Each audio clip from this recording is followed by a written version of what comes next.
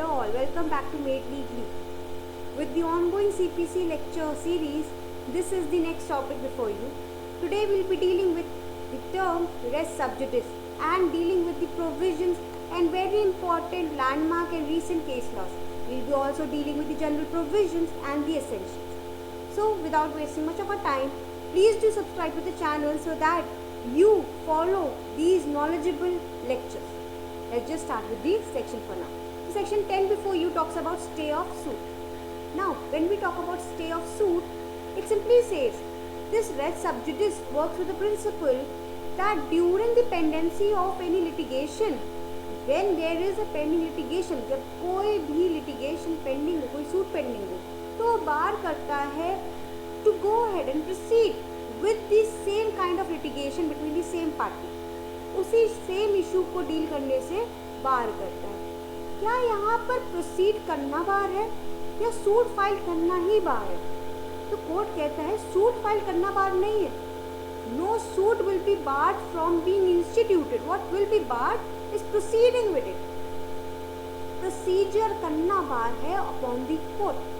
जो हमने इससे पहले लेक्चर में पढ़ा था रेस जुडिकाटा, वहाँ पर क्या था? वहाँ पर था एक जजमेंट कभी किसी का आ गया है, तब आप दूसरा केस उसी पे नहीं कर सकते और ना ही इस पे जजमेंट आएगा. क्यों? क्योंकि ये तो वेस्टेज ऑफ टाइम हो गया ना. It is always in the interest of the state to end the litigation.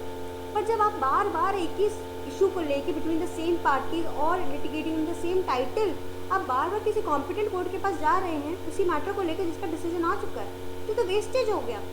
Wastage of time, wastage of resources and everything. इसी चीज़ को लेते हुए रेस जुडिकाटा क्या बात करता है कि कोई भी जजमेंट आने के बाद केस नहीं डील होगा.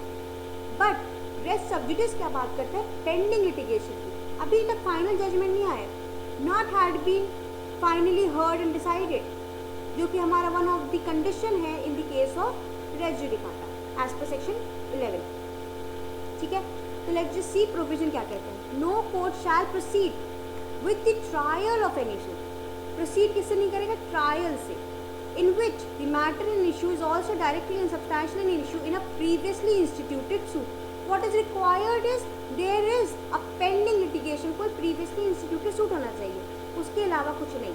Between the same parties or under whom they or any of them claim litigating under the same title, where such suit is pending in the same or in any other court in India having jurisdiction.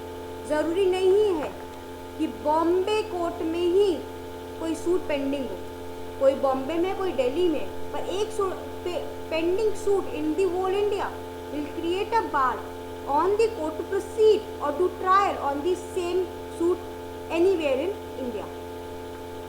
Continued और established by central government having this. Explanation over here is a kind of explanation of section 10 जो है वो kind of exception है section 10 के rule का, क्योंकि यहाँ कहता है the pending suit in a foreign country does not preclude the courts in India from trying a suit founded on the same cause of action. मतलब फॉरेन कोर्ट में कोई पेंडिंग लिटिगेशन है, उसके regarding same party same cause of action same matter के लिए India में suit file करिए, तो वो फॉरेन कोर्ट का जो पेंडिंग लिटिगेशन है वो यहाँ पर बार क्रिएट नहीं करेगा. Within the boundaries of India, within the territory of India कोई पेंडिंग लिटिगेशन है तो वही सिर्फ एक बार क्रिएट करता है. Understood? Now moving ahead with the conditions for application of the procedure. There must be 2 suits, एक जो कि प्रीवियसली इंस्टीट्यूटेड है और एक जो कि अभी हम इंस्टीट्यूट करने वाले हैं. Second, the matter in both is subsequent suit. Matter in the subsequent suit must be directly and substantially issue in the previous suit. दोनों सूट्स में मैटर डायरेक्टली सब्सटैंशियली इशू होना चाहिए, same matter. Both the suits must be between the same parties और litigating under the same title. ये सब चीज़ें explanatory हैं, ये सब मैं पहले ही ऑलरेडी रेस जुडिकाटा के सेक्शन में एक्सप्लेन कर चुकी हूँ, तो अब मैं उसमें टाइम वेस्ट नहीं करूँगी. Then the previously instituted suit must be pending in the same court in which the subsequent suit is brought or in a court having concurrent jurisdiction. Concurrent jurisdiction मतलब same kind of jurisdiction. Competent jurisdiction. Next, the court in which the previous suit is instituted must have a jurisdiction to grant the relief claimed in the subsequent suit. The court subsequently or previously both had the right to give the relief, the actual relief claim. Both must be the competent courts in their own sphere. Now going ahead with the general principles under section 10. So section 10 is a rule of procedure. This is very important for your prelim examination. बहुत बार पूछा जाता है. Is section 10 a rule of procedure or an evidence? It is a rule of procedure, and hence the decree passed in the contravention of section is not a nullity. Even if there is a pending litigation, but the another suit, the subsequent suit पे decree आ चुकी है, decree पास हो गई, irrespective of the fact कि एक pending suit है, तो क्या वो decree null and void हो जाएगी? तो नहीं, ऐसा नहीं होगा, क्योंकि ये सिर्फ rule of procedure है. ये कहा गया है कि प्लीज़ आप मैंडेटरी है उसको फॉलो करिए. इन केस फेलियर होता है तो डिक्री जो रहेगी वो वैलिड रहेगी. ठीक है. Secondly, it only applies to suit. जैसे हमने पढ़ा था res judicata applies to suit and issue, but ये सिर्फ सूट पे अप्लाई होता है, नॉट टू एप्लीकेशंस और complaints. Very important, does not apply to applications और complaint. Then it is a mandatory provision and the court cannot exercise its discretion on the stay of the subsequent suit.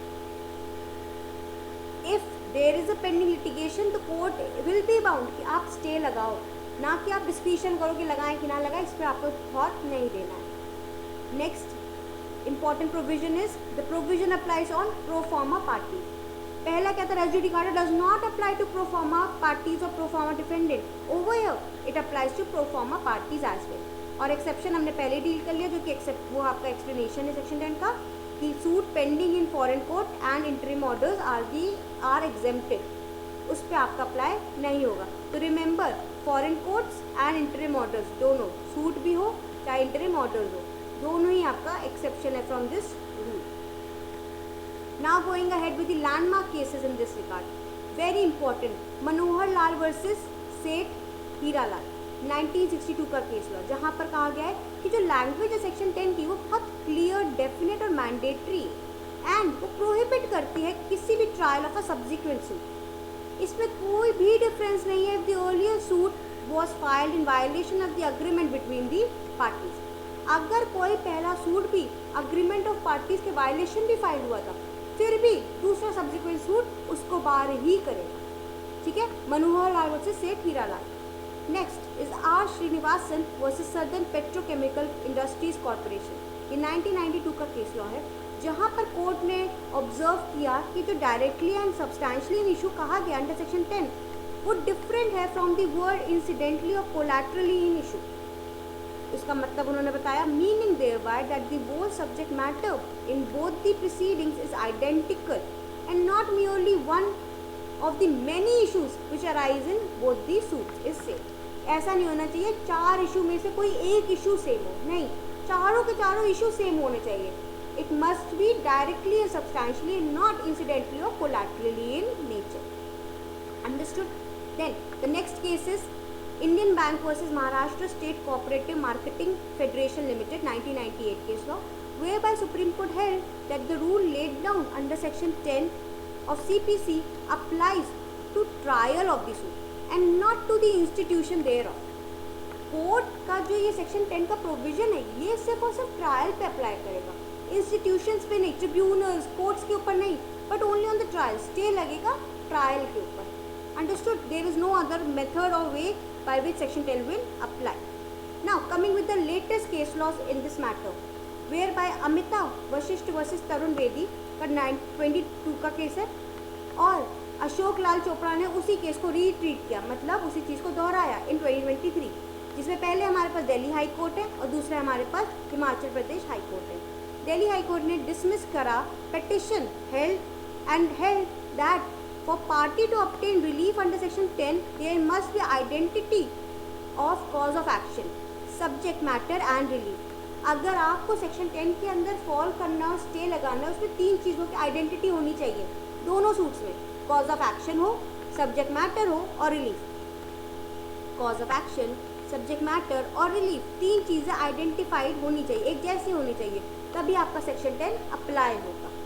वही चीज़ आपकी Himachal Pradesh high court ने भी गई 2023 में Ashok Lal Chopra versus Kiran Kapoor and others में. Now MP high court ने in the case of Munni Lal versus Sarabjit में क्या कहा It ruled that for the purpose of Section 10, an application is not required to be filed before the court, and the court can on its own stay the second suit. Very important.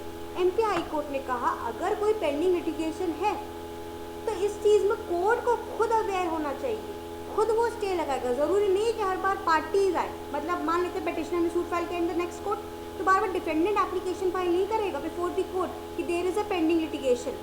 दो it is a requirement the defendant must do it, but even it is a duty upon the court look into that matter कि अगर कोई suit file हुआ है तो कोई ऐसा तो नहीं पेंडिंग लिटिगेशन हो. So that is the obligation upon the court as well, though in all cases application is not required.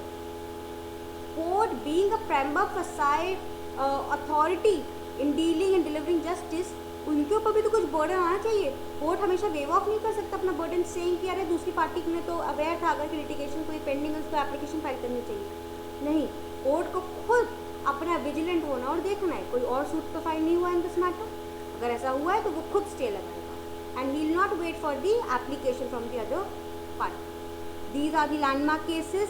We have dealt the landmark cases, your recent cases, your general principles, the conditions and the general provision. We have also dealt with the exception in this matter, which says कि दो exception क्या हैं आपके, suits और interim order of the foreign court. ये दो आपके exceptions हैं. And with this I'll end the session. If you feel like this was a helpful session, so do subscribe and please share the video. Do leave your valuable comments. If you feel like there are any changes which need to be done, any topic to be taken up, so do comment. I'll look into it and go forward. Let's meet in some other day with some other interesting topic. Thank you so much.